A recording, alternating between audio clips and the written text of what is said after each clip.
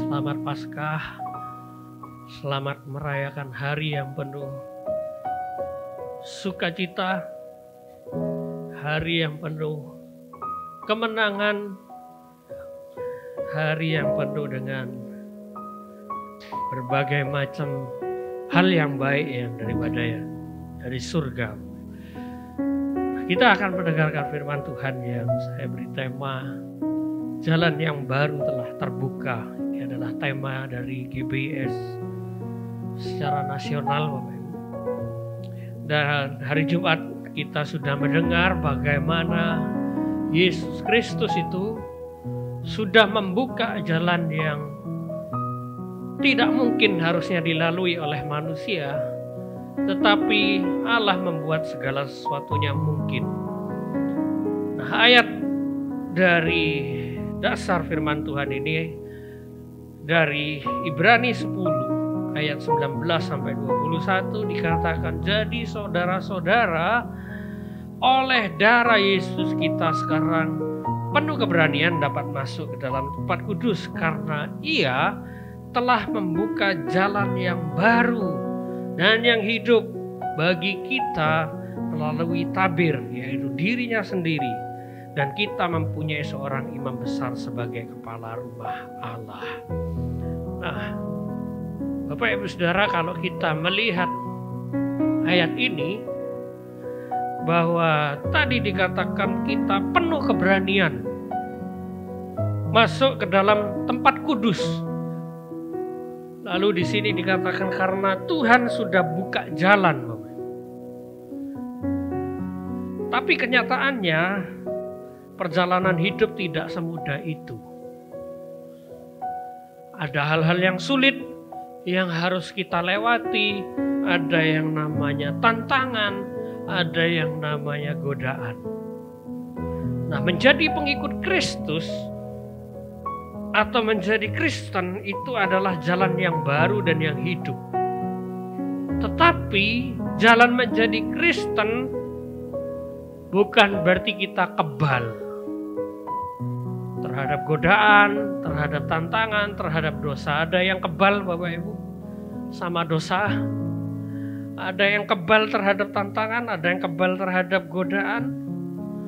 Tidak ada orang yang kebal, termasuk pendeta, Bapak Ibu. Tidak ada yang kebal. Semua manusia tidak ada yang kebal. Jadi ini jalan kehidupan kita, Bapak Ibu.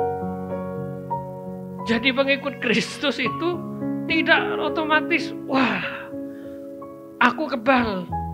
Tadi ayatnya bilang kita penuh keberanian masuk surga. Jadi yang namanya tantangan sama godaan sama dosa, aku tidak mungkin kena. Kenyataannya tidak seperti itu. Tidak seperti itu.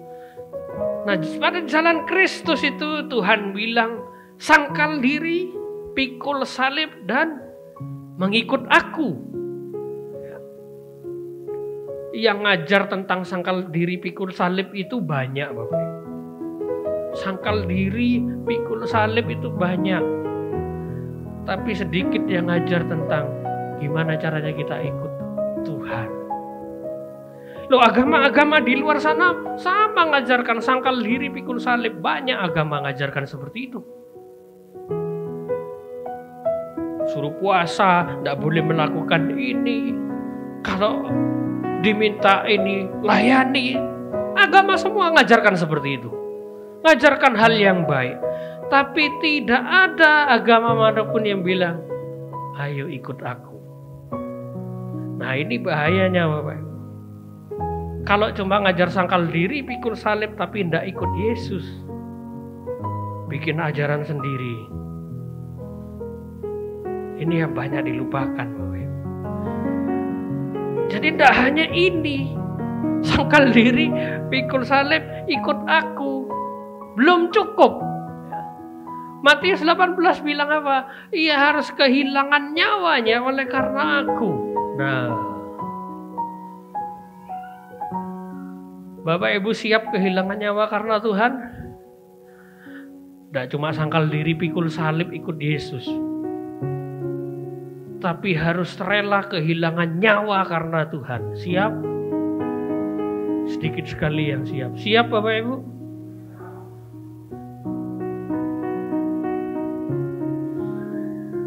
Ini firman Tuhannya bilang begitu.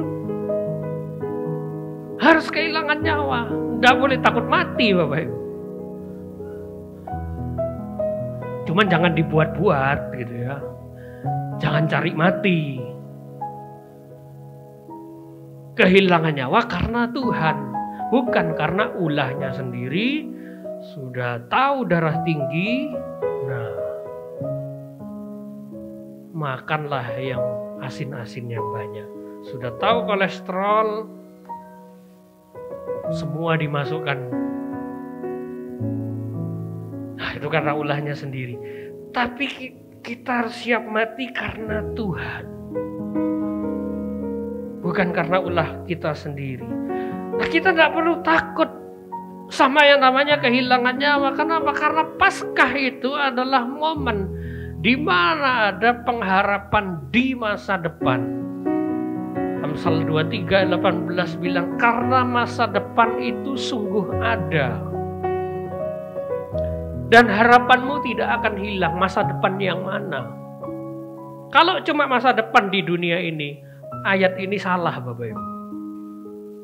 Lu semua mati kok. Apa artinya? Nah, makanya karena kita punya imam besar tadi, Yesus Kristus tadi, yang sudah mati terus bangkit. Nah ini Bapak Ibu. Bangkitnya ini seringkali orang tidak ingat. Dan naik ke surga, nah ini yang jarang dirayakan gereja. Jarang gereja merayakan besar-besaran kenaikan Yesus ke surga. Padahal ini satu rangkaian paket yang penting. Nah, Tuhan Yesus bangkit, tidak naik, coba gimana? Kita semua mati. Tidak ada artinya. Kita ke gereja tidak ada gunanya. Loh, Tuhan Yesus tidak naik kok. Tuhan Yesus naik kan menyerahkan dirinya, menyerahkan darahnya sebagai korban penebus dosa. Lah kalau dia tidak naik, tidak diserahkan ini, kita belum diampuni semua. Nah tapi karena Tuhan Yesus naik, kita tidak perlu lagi yang namanya khawatir.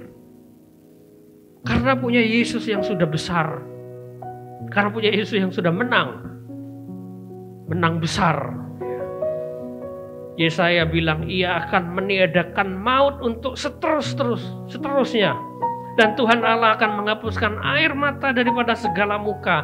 Dan aib umatnya akan dijauhkan dari seluruh bumi. Sebab Tuhan telah mengatakannya. Amin. Tidak ada lagi maut, tidak ada lagi air mata, tidak ada lagi kita nangis-nangis karena kena masalah ini, tidak ada lagi karena kita kena tantangan ini, kita rasanya gimana. Kita akan berani bilang seperti Tuhan bilang, hai maut di manakah kemenanganmu, hai maut di manakah sengatmu. Harus berani Bapak Ibu. Kenapa lu? Kita punya Tuhan yang sudah lewati ini semua. Apa sekarang yang lebih besar, yang lebih dahsyat daripada kematian? Masalah kita tidak lebih besar daripada kematian. Tidak ada yang lebih besar daripada kematian. Karena itu banyak orang kepengen umur panjang. Olahraga, makan sehat, berobat. Orang kepengen umur panjang. Masalah terbesar manusia itu kematian. Nah, Tuhan sudah kalahkan ini semua. Supaya kita beroleh kehidupan kekal. Nah, apa yang harus kita lakukan? Jadi dari tadi belum khotbah Bapak Ibu. Baru awalnya aja. Apa yang harus kita lakukan? Saya berikan ada 2 poin saya mau berbagi di sini. Yang pertama adalah kita harus mengelola pengertian kita. Yang baik dan yang buruk ini selalu ada. Tidak mungkin kehidupan kita itu hanya baik saja, hanya buruk saja. Ya agama seberang itu kayak gitu. Yang buruk-buruk tidak diakui. Yang baik-baik aja yang diakui. Tapi kita di dalam dunia kekristenan, kita mengakui kita punya kelemahan, kita punya keburukan. Makanya Tuhan katakan dia turun ke dunia untuk tahu dan merasakan bagaimana lemahnya manusia. Tapi dia juga kasih tahu bahwa ada jalan untuk kita menang.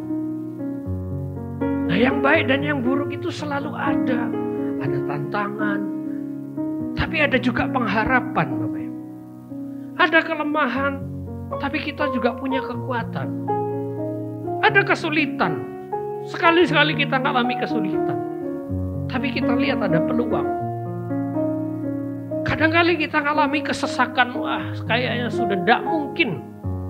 Kita mau berbuat apa aja, udah tidak ada jalannya. Tapi ada satu momen kita ngalami yang namanya kesempatan. Jadi ada yang baik dan ada yang buruk di dalam kehidupan kita. Semua orang pasti seperti ini. Kalau kita hanya lihat yang buruk aja, wah kita akan pesimis. Coba hidup kita cuma lihat tantangan, lihat kelemahan, lihat kesulitan dan lihat kesesakan, Bapak Ibu. Wah mending gak ikut Yesus, Bapak Ibu. Ya mending gak ikut Yesus. Ngapain ikut Yesus kalau cuma ada ini kan? Apa tantangannya jadi pengikut Kristus? Dihujat, dicemooh, dikucilkan, didiskriminasi. Kalau ngurus ini itu harus nyogok. Nah, kelemahan kita apa?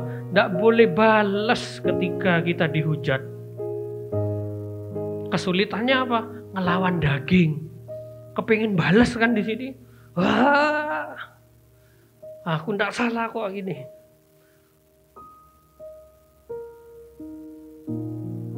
Mau ngapain lagi?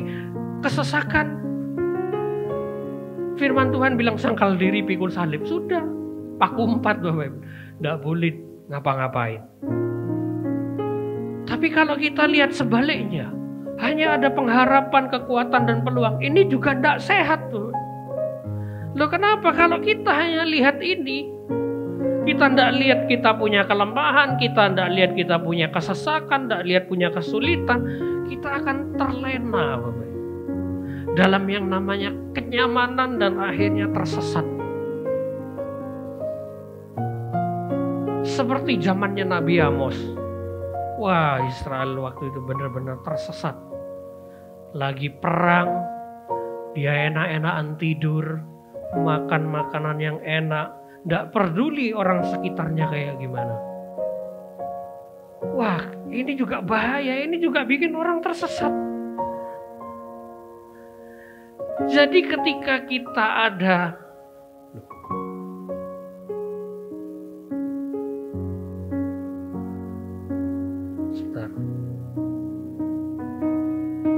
kayaknya slide-nya keliru. Jadi ketika kita ada tantangan, Bapak, ketika kita ada tantangan, ketika kita ada kelemahan, kita harus bisa lihat, Bapak. Kita harus latih pikiran kita untuk melihat yang namanya pengharapan. Ketika ada tantangan, misalnya kita dihujat, dicemooh, dicaci maki, kita harus lihat yang namanya pengharapan. Oh, firman Tuhan bilang, kalau kamu dihujat, kalau kamu kehilangan nyawa, karena aku, karena Tuhan, Dia akan memperolehnya. Kalau kita lihat yang namanya kelemahan, kita ingat bahwa kita punya kekuatan. Kalau kita lihat ada kesulitan, wah ini kayaknya tidak mungkin ini. Kita berpikir gimana ya, kita punya peluang. Oh mungkin ada di tempat lain kita punya peluang. Ketika sesuatu, wah kayaknya udah tidak mungkin, sesak nih. Tapi lihat, Tuhan itu begitu luar biasa kasih kita kesempatan. Jadi hidup itu balance, Bapak. Ini yang diajarkan oleh Paulus di dalam kitab Roma, kitab surat-surat Paulus tentang bagaimana kita balance dalam hidup ini. Kita punya kelemahan, iya. Tapi kita juga punya kekuatan. Kita punya tantangan, iya. Tapi ada pengharapan di situ. Kita punya kesulitan, iya. Tapi ada peluang loh. Kita punya kesesakan, tapi Tuhan kasih kesempatan. Jadi kita tidak takut hidup. Wah, digosipkan. Kalau kita digosipkan berarti kita populer. Betul? Iya dong. Kalau kita diragukan berarti kita punya nilai. Kalau kita direndahkan berarti kita sebenarnya punya nilai yang tinggi. Kalau kita dimusuhi berarti kita lawan yang tangguh. Musik, jadi video TikTok Bapak Ibu.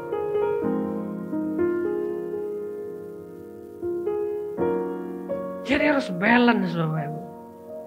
Makanya jangan kita lihat, kelemahan aja. Ya kalau seperti ini aja Bapak Ibu, mundur kita semua. Wah, kalau lihat cuman ini saja, wah kita akan jadi domba yang hilang. Jangan jadi domba yang hilang, jadi domba yang healing gitu ya. Dihealing oleh kuasa Tuhan. Makanya kita bersyukur kita merayakan Paskah ini. Karena Tuhan kasih yang namanya pengharapan, Tuhan kasih kekuatan, Tuhan kasih peluang, Tuhan kasih kesempatan. Kapan kesempatannya? Sekarang Bapak Ibu. Kapan peluangnya? Sekarang. Kapan kekuatannya? Sekarang. Pengharapannya sekarang. Tapi ini juga sekarang Bapak Ibu. Tidak perlu takut. Kenapa tidak perlu takut? Kita akan belajar dari satu tokoh yang namanya Maria. Ada slide-nya Milo tentang Maria? Maaf ini ada gangguan teknis Bapak. Nah, kisah Yusuf dan Maria Bapak Ibu. Saya akan lompat sedikit dari kisah Tuhan Yesus yang hari ini kita rayakan dia bangkit dan mati. Kita akan lihat dari awalnya dulu. Maria dan Yusuf adalah contoh yang tepat. Di mana mereka melihat yang namanya pengharapan, mereka lihat kekuatan, mereka lihat peluang, mereka lihat kesempatan di dalam intervensi ilahi yang mengerikan. Ngeri. Jadi Maria sama Yusuf itu ngeri Bapak Ibu. Ada perempuan di sini yang mau ngalami sama kayak Maria, tiba-tiba hamil. Ayo, coba. Mau ngomong apa sama suaminya? Ayo saya tanya. Mau ngomong apa sama suami? Aku dihamili Roh Kudus. Nah, coba. Kira-kira suami kita akan ngomong apa? Mungkin tidak ngomong bahwa langsung digeplak-plak gitu ya. Nah, mau ngomong apa sama orang sekitar kita? Orang sekitar kita tidak mungkin percaya. Itu pasti perbuatan suaminya gitu kan. Kalau enggak, ya perempuan itu memang nakal gitu. Enggak mudah loh untuk jadi Maria untuk menjelaskan gimana ngomong sama Yusuf nanti, gimana ngomong sama keluarga besar nanti. Itu sulit Bapak. Belum lagi ada satu yang paling sulit yang harus dia lawan adalah dia harus ngelola pikirannya sendiri dan emosinya. Ibu-ibu yang pernah hamil pasti tahu kan gimana rasanya moodnya ketika hamil. Wah, kayak roller coaster Bapak Ibu. Saya sudah ngalami 3 kali Bapak Ibu. Naik turun, belok sendiri, sudah ngalami Bapak Ibu. Itu yang Maria alami. Belum lagi dia harus jelasin. Gimana ya jelasinnya? Wah, mau lihat Alkitab, Maria bisa lihat Alkitab, bisa lihat perjanjian lama. Adakah perempuan yang pernah ngalami seperti Maria? Tidak ada. Mandul, hamil usia tua banyak. Ada Hana, ada Sarah, ada Ribka, ada Elisabeth. Ayo, mau lihat mana coba Maria? Lihat Alkitab. Loh, tidak ada Tuhan. Di Alkitab belum ada. Gimana aku cari petunjuk? Mau tanya siapa? Tanya Rabi, tanya imam besar waktu itu, imam besar Kayafas, imam besar, tanya raja. Wah, semua orang pasti tidak akan percaya itu pasti perbuatan suamimu. Kamu main kan di kos-kosan sama Yusuf.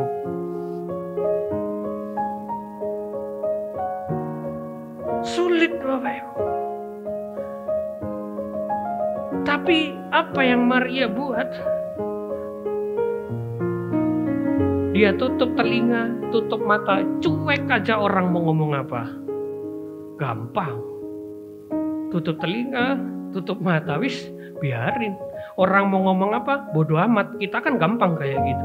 Tapi yang namanya ngelawan diri sendiri, pikiran kita itu ndak gampang. Dan Tuhan ndak maksa. Saat kejadian ini, Tuhan ndak pernah maksa.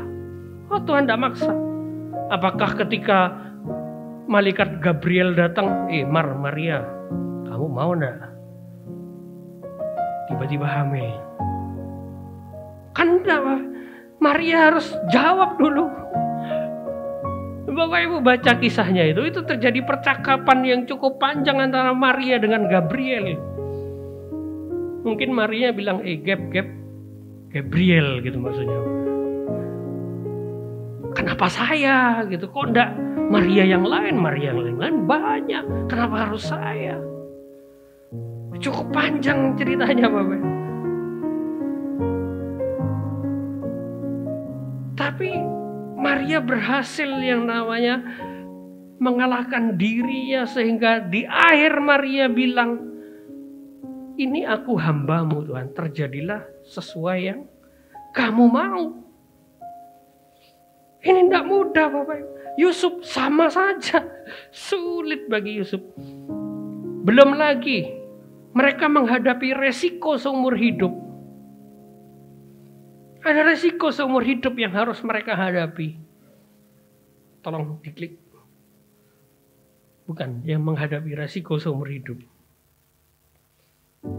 Mereka menghadapi resiko seumur hidup Bapak Ibu. Ini bukan cuma sekedar hamil punya anak selesai, besarkan selesai. Enggak segampang itu. Saya sudah ngalami 3 Bapak Ibu. Kan enggak segampang itu. Lihat ini. Ini resiko seumur hidup yang mereka harus hadapi Bapak Ibu. 1, enggak ada tempat untuk melahirkan. Ada ibu-ibu di sini mau hamil lahiran di kandang? Enggak ada yang mau Bapak Ibu. Enggak ada tempat. Terus harus menghadapi pembunuhan massal. Loh, untuk apa hamil Tuhan? Nanti dibunuh sama Herodes. Membesarkan anak yang cerdas. Oh, ini susah Bapak Ibu. Bapak Ibu punya anak yang pinter. Nah, sulit kan? Keras kepala, maunya sendiri. Diomongin jawab Bapak Ibu. Saya sadar saya juga begitu Bapak Ibu. Keras kepala, bukan pinter, keras kepala. Anak yang banyak akalnya kita harus menghadapi. Wah, ini tidak mudah. Lihat waktu Tuhan Yesus ketinggalan di bait suci. 3 hari loh. Bayangin, mama sama bapaknya lupa. Ayo, Maria datang. Mau ngapain kamu ibu di sini? Coba ibu. Ngadepi anak seperti Yesus itu tidak mudah loh. Aku harus ada di rumah bapakku. Loh. Dengan kata lain, tinggalan aku tidak peduli. Kamu mau rawat aku kayak mau tidak peduli. Aku harus ada di rumah bapakku.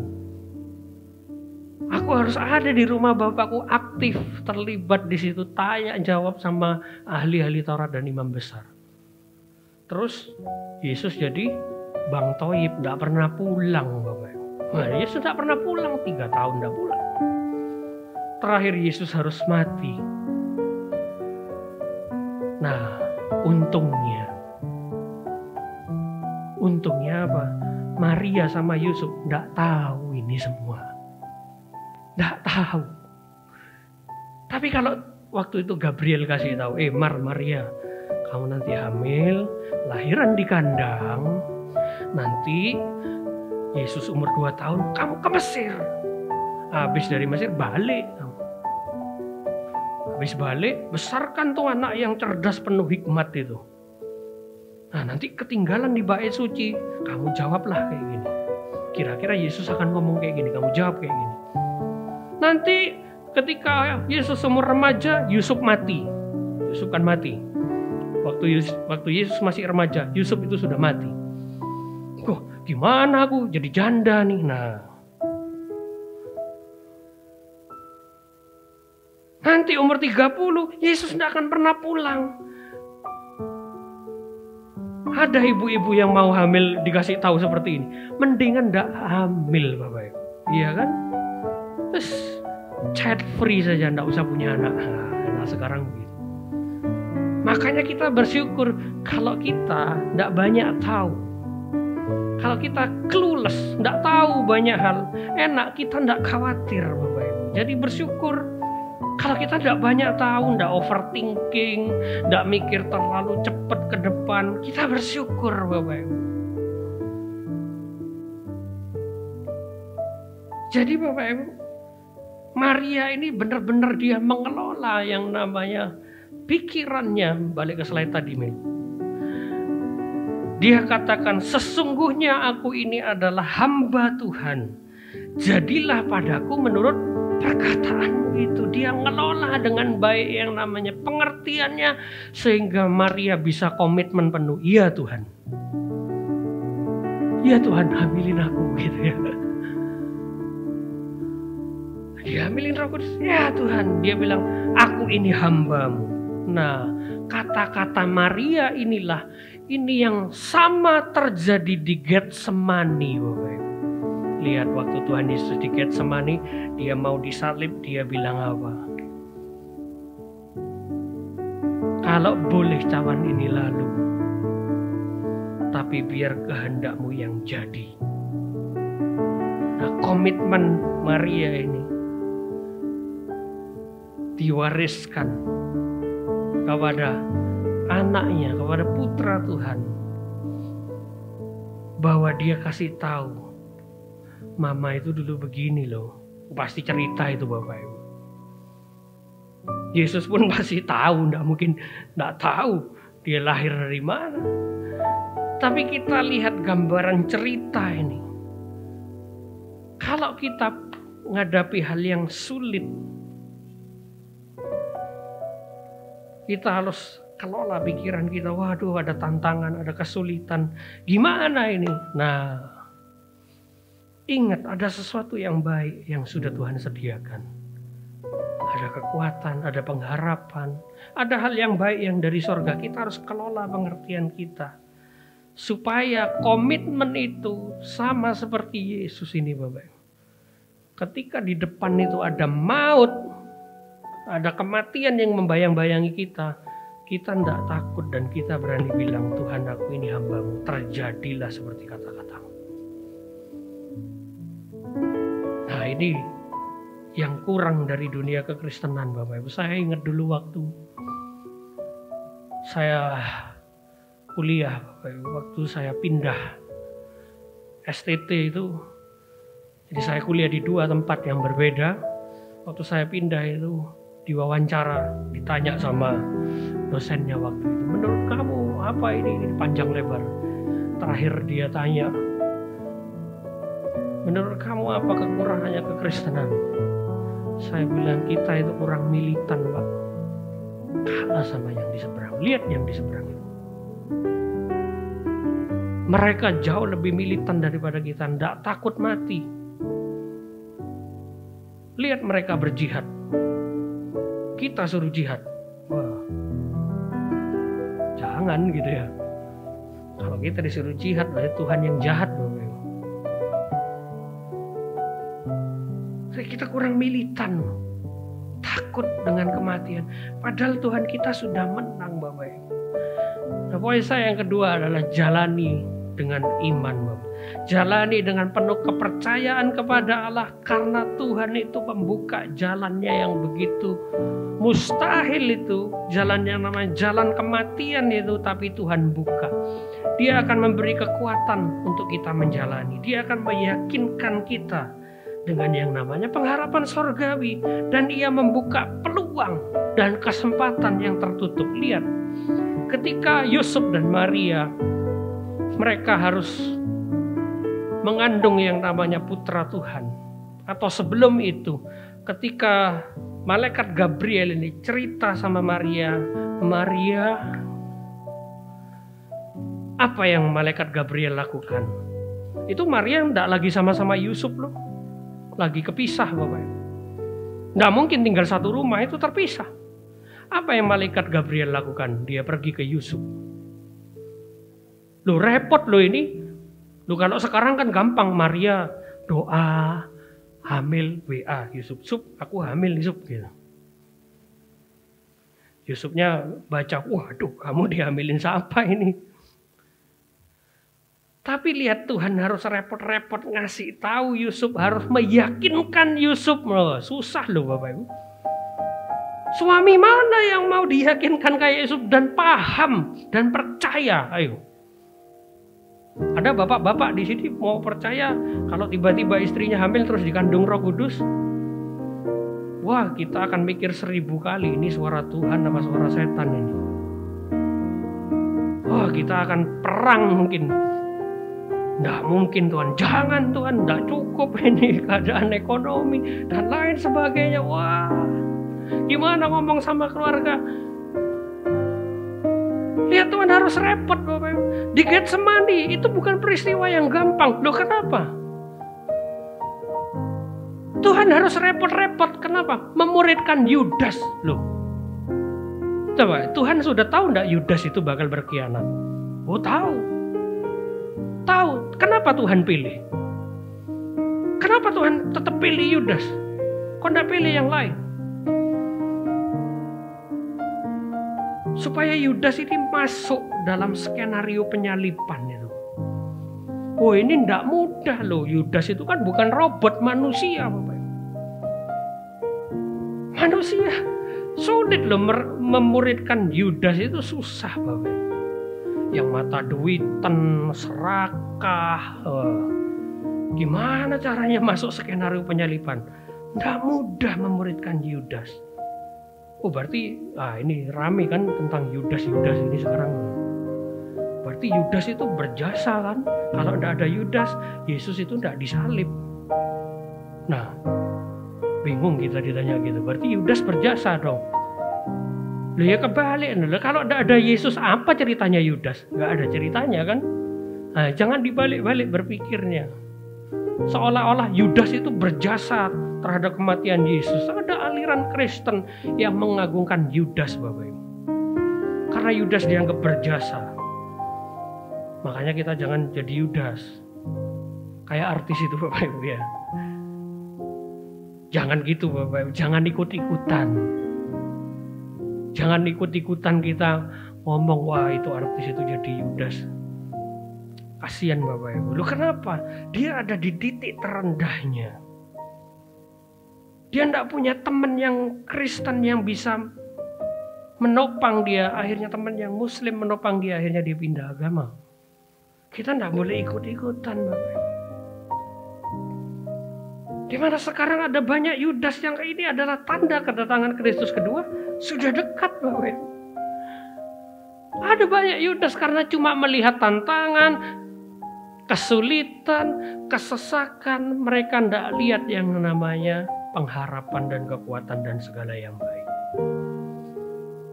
Nah, sebagai pengikut Kristus, kita tidak kebal dengan tantangan dan kesulitan. Bahkan kita dituntut untuk merelakan nyawa.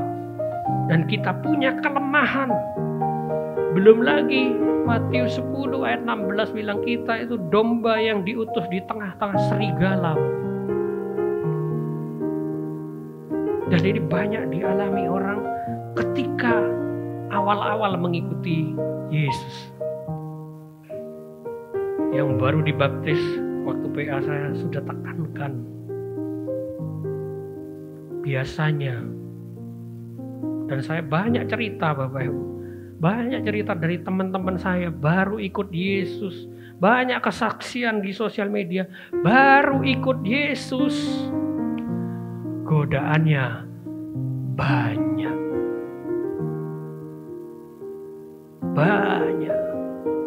Kalau tidak soal duit, soal kesehatan, soal hubungan sama orang. ingat yang baru dibaptis, ini akan dihadapi. Dan banyak cerita Bapak Ibu teman-teman saya, waduh aku baru ikut Tuhan. Kok gini ya, kemarin baru beberapa hari lalu saya ketemu teman saya Bapak Ibu. Wah dulu hidupnya 24 jam itu kerja Bapak Ibu. Kalau bisa lagi tidur itu mimpinya kerja Bapak Ibu. Otaknya kerja terus. Sampai suatu saat dia dibawa Tuhan dalam pengalaman yang tidak masuk akal. Dia harus bangkrut. Tapi beberapa hari lalu saya ketemu dengan dia. Biasanya ketemu itu ngomongin kerja, duit. Saya sampai bosan Bapak Ibu. Tapi baru beberapa hari lalu saya ketemu dia. Saya dikasih kesempatan Tuhan. Kaget saya.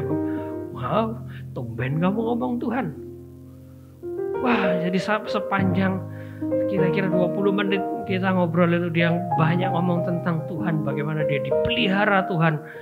Saya bersyukur Bapak Ibu.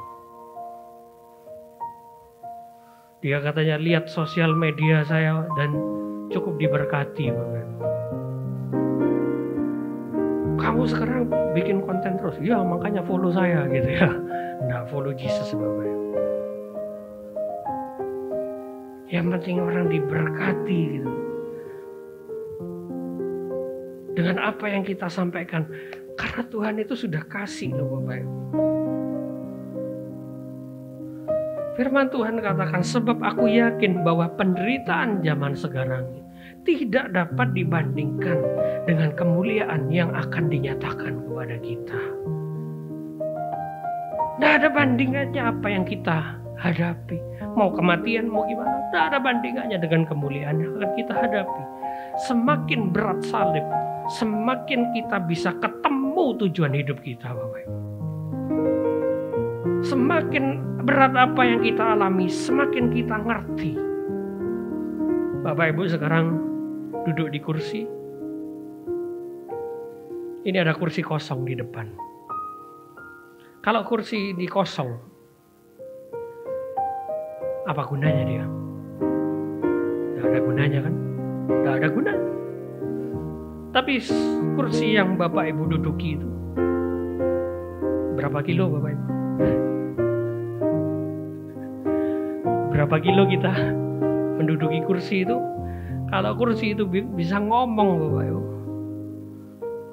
berat. Tapi kursi itu tidak ngomong Bapak Ibu.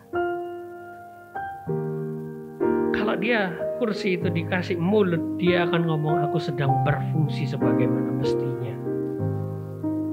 Semakin berat, semakin ada beban, semakin ada tantangan, semakin ada kesulitan, berarti di situ ada tujuan Tuhan yang Tuhan taruh di dalam hidup Bapak Ibu Saudara.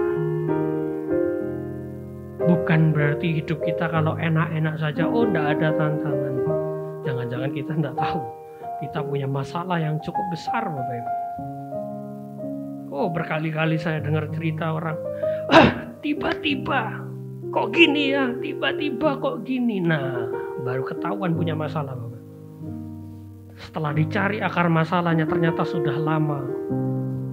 Anak saya kok gini ya, anak saya kok gini ya. Saya tanya terus, anak ibu ke gereja? Iya udah ke gereja. Ngapain di gereja? Ibadah. Di rumah ngapain? Belajar, main game. Oke. Pernah ngobrol enggak sama ibu? Enggak, ya sudah. Pernah ditanya enggak kalau punya masalah? Enggak. Sudah. Enggak apa-apa. Sendaknya kita tahu punya masalah. Kaget Bapak Ibu. Jadi kita perlu siap-siap. Semakin berat mahkota, semakin kuat pemakainya. Semakin mahkota itu berisi emas, semakin kuat orang yang pakai. Semakin besar mahkota, semakin mulia kan? tapi pemakainya itu bukan orang yang biasa. Hari-hari ini Bapak Ibu, godaan itu tidak tambah mudah. Tidak tambah mudah. Bapak Ibu akan menghadapi sebentar lagi Bapak Ibu. 3 hari yang lalu saya lihat berita. Banyak Bapak Ibu cari di berita mana aja. Di Indonesia banyak.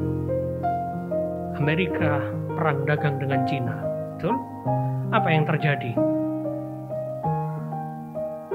Di TikTok rame Bapak Ibu. Namanya TikTok Trade War. Kalau tidak salah, saya lupa namanya apa. Ya.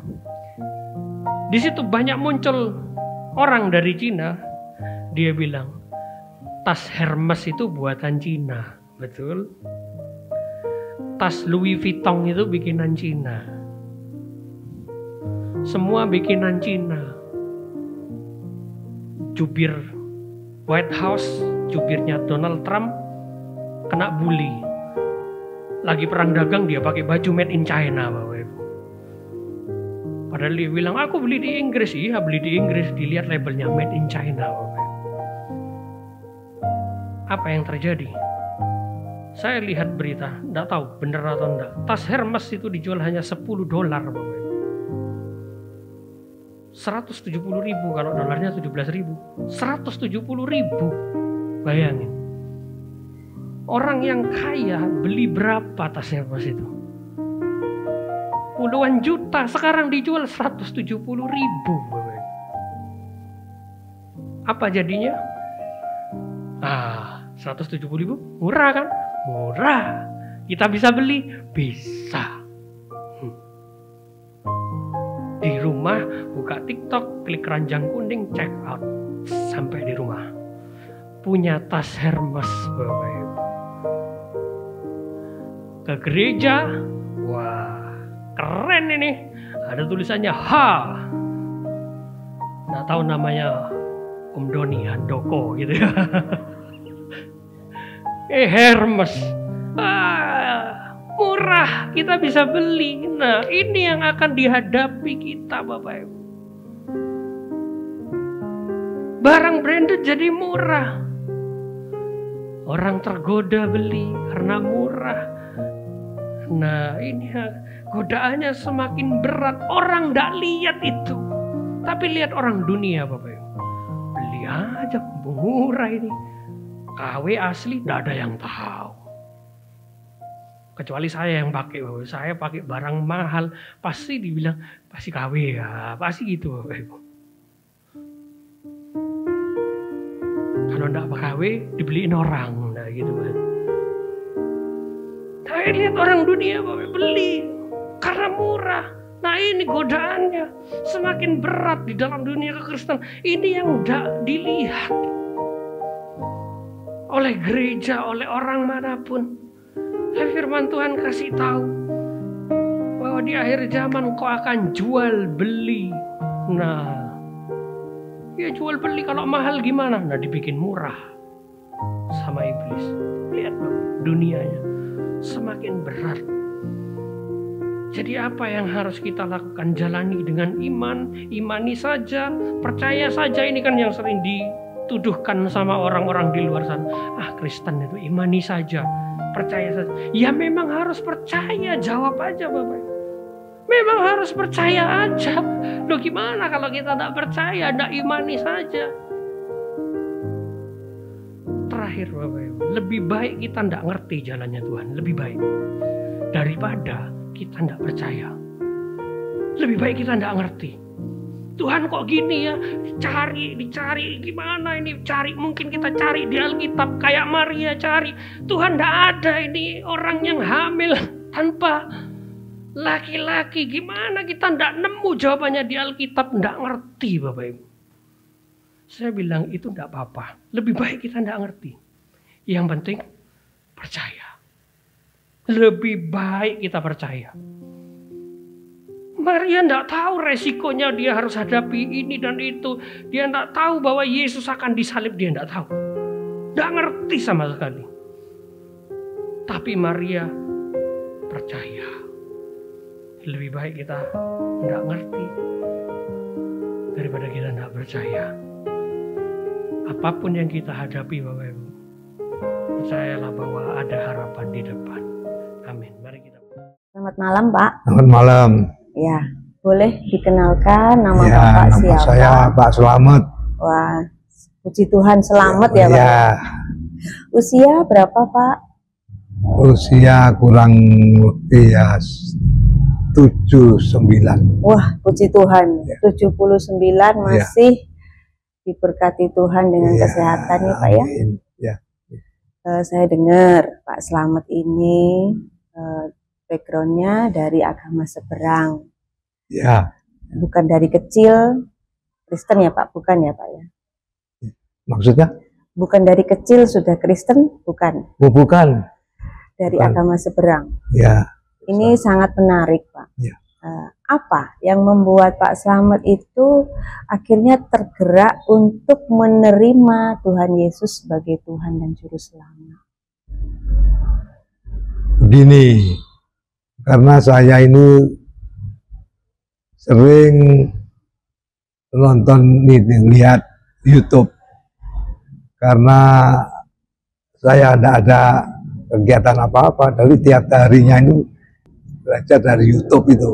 Mendengarkan khotbah-khotbah gitu kan? Iya, karena keadaan dunia itu kayak sekarang ini tambah kayaknya nggak karu-karuan. Kayak apalagi lihat-lihat sekarang ini kan banyak.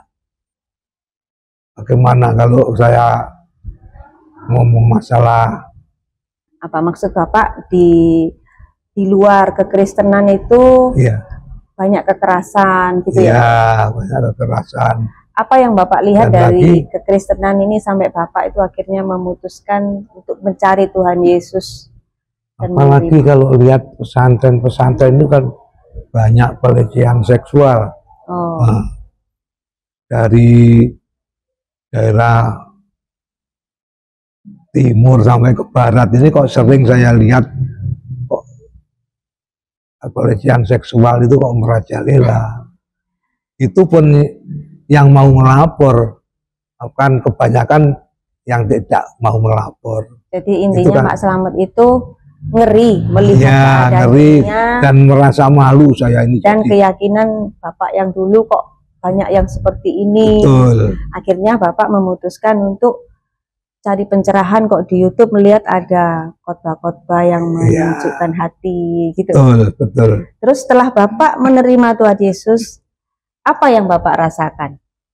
Merasa hidup ini lebih damai, sejahtera. Puji Tuhan. Ya.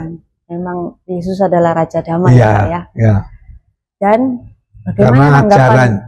ajarannya ini kok selalu baik, saya lihat-lihat sudah selalu baik. Kalau tanggapan istri sama anak-anak bagaimana? Tidak ada masalah. Puji Tuhan Pak, karena Tuhan pasti turut bekerja. Ya, saya yakin nanti dengan kerinduan Pak Slamet untuk menjadi pribadi yang lebih baik, Pak Slamet akan memberi dampak yang positif bagi istri dan anak-anak ya Pak. Iya. Dan kedepannya pengharapannya Pak Slamet gimana? Ya, pengharapan saya nanti saudara-saudara saya itu ikut. Amin. Ke Yesus juga. Amin. Istri, anak-anak terutama ya Pak. Ya.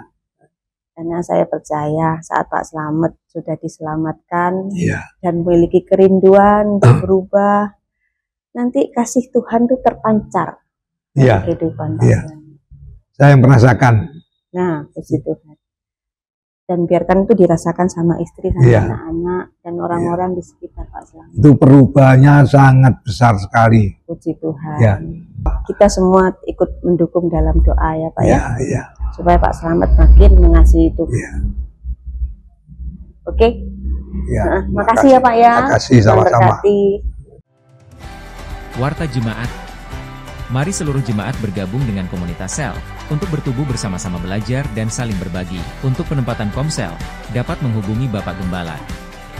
Ibadah wanita hari Rabu pukul 5 sore di gereja. Ibadah doa dan komunitas doa pelayan Tuhan, hari Jumat pukul 6 sore. Ibadah raya pertama pukul 6:30 pagi, ibadah sekolah minggu dan remaja pukul 8:30 pagi, ibadah raya kedua pukul 4 sore. Selamat ulang tahun yang berulang tahun di minggu ini, kiranya Tuhan memberikan kesehatan, kedewasaan rohani, berkat, dan damai sejahtera. Tuhan Yesus memberkati.